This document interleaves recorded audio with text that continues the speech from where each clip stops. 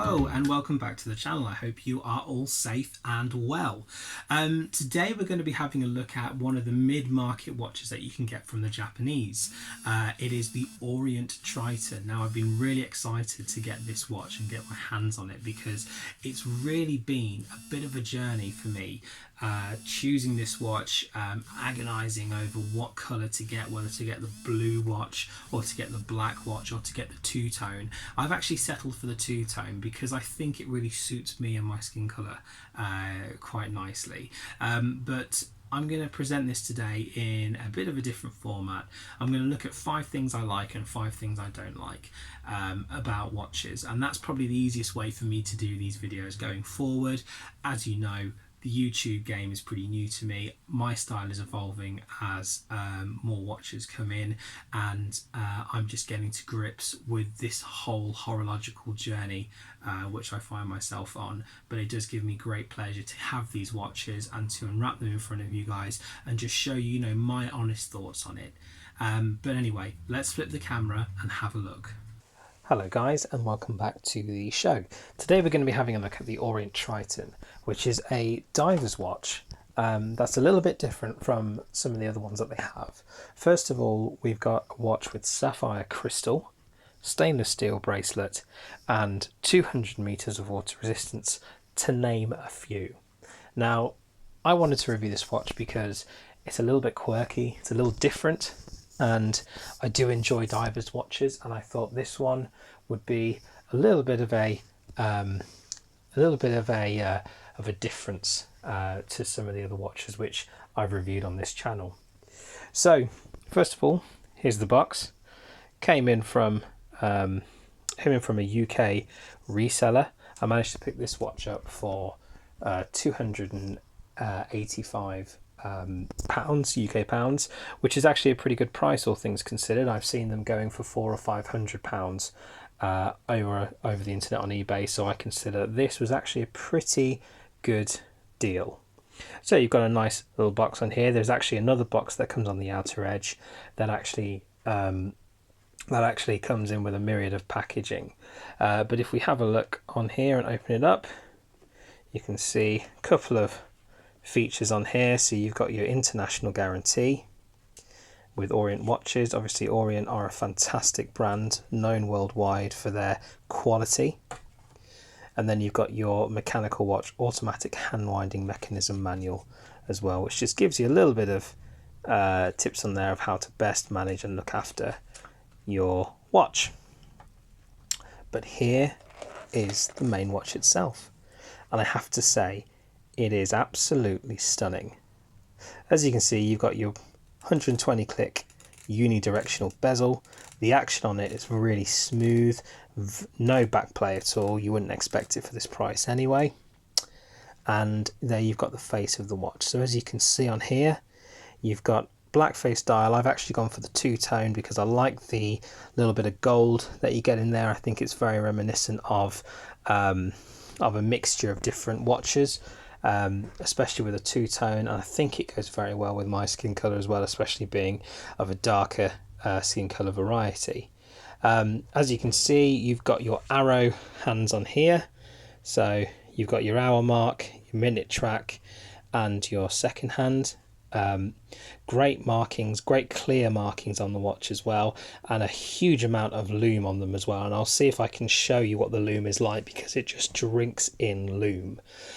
You've got your date complication at the 4 o'clock mark, and you've actually got your screw down crown at the 4 o'clock mark as well, which I think again is a really good move because it makes it so much easier to wear this watch, as this watch is chunky, it is heavy, and having that indicator at the 4 o'clock just helps it wear a little bit better on the wrist. You've actually got a power reserve marker there, 40 hours of power reserve, which you can see at the top. Again, that's a fantastic little option to add on there. I think it again adds to the quirky design to make this watch, something that is incredibly attractive to look at and to hold on wrist. So taking the watch out of this packaging at the minute so that you can get a bit more of a close-up with it, and as you can see, again, it's a very big watch. Diameters of this watch are 42mm dial and a 22mm milliliter lug width, tapering down to 19 and then back up again at 21 at the clasp. And the clasp itself, fairly nice milled clasp. Nothing special about it, but it is nice, and you have got the Orient stamp on there as well. As you can see, it tapers up. There's not a huge amount of taper on the watch, as you can see, from the 22 down to 19 mil. So it's a slight taper. It's not massively noticeable on there, but again, this is a very chunky watch, so you wouldn't see it as much anyway. And here's the watch as it sits on my 7.5-inch wrist. As you can see, it's a massive chunky ordeal, but I think it adds to the charm of it. You know, it's a very nice looking watch. You got your clasp there, and it comes back round again. If you want to take a little bit of weight off the watch, this is a bit of a meaty affair, especially when you're wearing it. Then you can obviously swap out the bands for a tropical strap or a NATO strap. I'd probably say one of the two. Myself, I'm quite partial to the NATO strap, but I can see a rubber or silicone strap, especially a black one, going quite nicely with this. But you also get this watch in black and also in blue as well, so you can have a blue line on there. That works particularly well, especially if you have a lighter skin color. The blue dial and the blue strap really will help and make it look quite nice. So let's have a look at this watch in general now. So I'm going to list to you 5 things I like about this watch and 5 things that potentially I may not like about it. In fact, that's going to be the usual operation from now on, and I'm going to alter things slightly for this one. Actually, I'm going to give it 6 things that I like, because this watch is really good, and 4 things that I'm not so keen on. So for 5 good things about it, first of all, number 1, you've got some sapphire crystal at the front, and that's fantastic, especially for the price point. It means that the watch crystal itself is going to be, you know, a lot harder, a lot more hardy, and will last for a lot longer, and will avoid a lot of scratches and scuffs that you get with watches at the price point. Number 2 is it has absolutely incredible lume. I know that I mentioned this before, but this watch really does drink in the lume. I've been wearing this now for a week, and whenever I go outside, if the sun is shining, at the moment it's August, when the sun is shining and then you go back into a sheltered space, the watch just absolutely glows. It's almost radioactive, the green that you get from there. Obviously, Orient are a subsidiary of Seiko. They're a sister company of Seiko, sorry. So they've probably got some lume from them, and they're using that in that watch as well. But yeah, absolutely fantastic lume for number 2.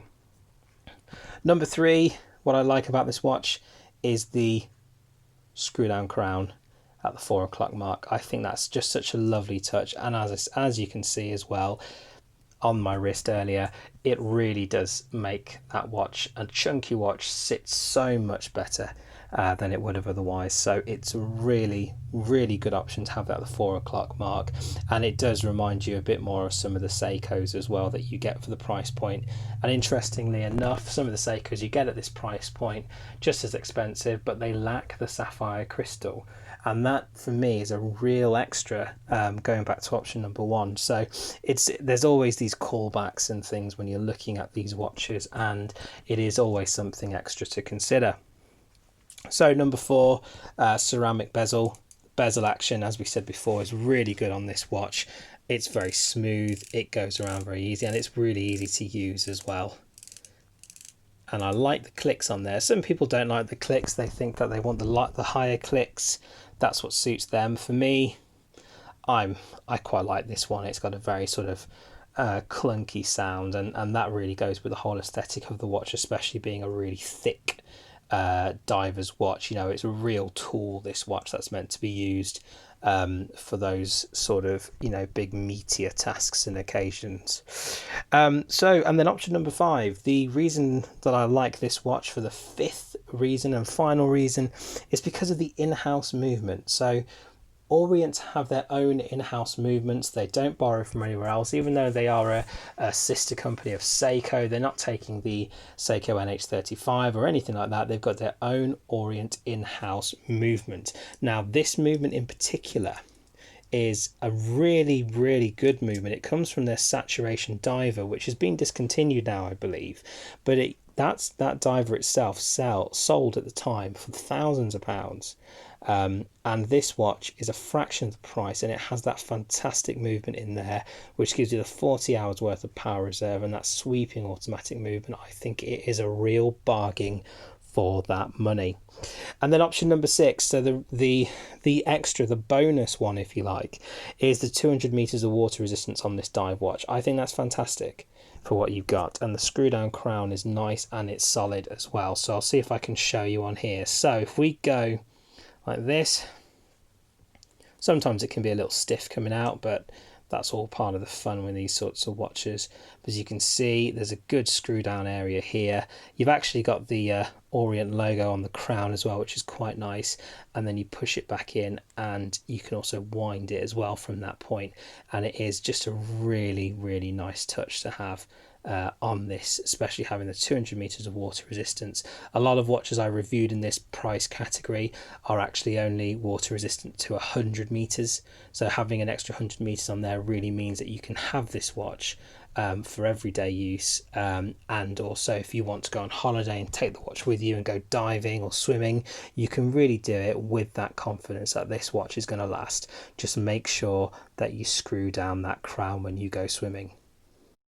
So let's talk about 5 things that people may not like so much about the watch. And as I said to you before, I'm really struggling to find 5 options that you wouldn't like about this watch. The best I can do is come up with 4. If I do think of any retrospectively, I will of course add that into the comments and into the description of the video, but at the minute I could only think of 4 things that would come to the mind, and some of these options are mainly based on aesthetics and your personal choice, not so much the actual design and any flaws that are made by the watch itself. So number 1 is that as I said before, it's a heavy watch. Yes, it wears heavy, so if you're looking for a heavy watch, a tool watch, it's a great option to have. But if you're not used to the heavy watches, this may not be the one for you, or you might have to swap out that strap and get yourself on a NATO strap, or on a silicone strap to try and alleviate some of that weight. So if you don't like heavy watches, this one may not be the one for you. Another point as well, so point number 2, again, this is aesthetics. This is just depending on what you like, but the date indice isn't massively clear. It could potentially do with the Cyclops. If you like Cyclops with watches and you think that adds a little bit to it, then obviously that could be an extra for you, that you'd that it might let it down. For me personally, I'm not so bothered about it. I quite like the watch as it looks, but again, that could be a downside for some people. Option number 3, or reason number 3 for not being a massive fan of the watch, is that the prices massively vary. And this isn't about the watch itself, this is just about the name of Orient, the brand itself, and just how prevalent it is in the UK marketplace, and well, in the worldwide marketplace, let's say. So as I said before, I picked this watch up for just under £300. I have seen them online going for £400, £500, £600 for this watch, dependent on your area and place in the world that you are, and the shipping costs, all of that other good stuff as well, that will basically make the watches more expensive than they are. In fact, on some of these videos I have seen the starting prices. People have been paying for them at around the $400 mark, which again is much more than I would have paid for it even in English pounds. And number 4, so this is the very last thing that I can think of, and this is really scraping the barrel really of what you would want to have as acceptable and not. So for me, number 4 is that it is an acquired taste. Just so happens to be it's my acquired taste, and I quite like this watch, but for some people this is going to be a chunky watch. It's a heavy watch, it's a bit quirky, it's a bit out there, it's you know, it's that Japanese awesome left wing sort of idea of a watch, and you know, it's not going to be for everyone's taste. It's absolutely to my taste. I think it's fantastic, but for some people they won't like it. They'll like the more traditional looking divers, but Orient has you covered on that as well. If you're looking for a watch that is more traditional looking, still has the sapphire crystal, still has an in-house movement, an Orient in-house movement, and still has the stainless steel, then there is the Orient Komatsu. which is slightly cheaper than the Triton, but it still has a 200 meters of water resistance and all of the other soft features as well that people do like with the Orient watches. I do have one coming in. I'll be reviewing that shortly on the channel as well. So there you have it. That's my take on the Orient Triton. Just to summarise, I think it's a fantastic watch. This is definitely something that's going to be staying in my rotation. I love wearing these big tool watches. They do have a bit of a different feel than some of the dressier watches and some of the other dive watches that you have. I think it has a lot of beauty to it as well. So there you have it. My thoughts on it. If you can pick it up for a bargain, definitely get it. It may not be quite right for you if you think that potentially it's not, it doesn't look quite right, or it's a bit heavy, or you don't want to spend for $400 plus on a watch. Potentially I wouldn't myself. I managed to get this watch for a good price, and for me it was really worth it. So that's my take on it overall. But thank you for your time today. Thank you for watching another watch review. Hopefully I'm going to get more of these on the channel at some point as well. But don't forget to like, share and subscribe if you haven't already. Any comments below, please, any feedback that you have is much appreciated. I'm relatively new to this whole YouTube game. I'm finding my feet, but uploading these videos have been a bit of a pleasure, especially when it comes to sharing these new watches that I'm reviewing and I'm bringing in as things come on. But thank you for your time. Stay safe. I'll see you in the next video.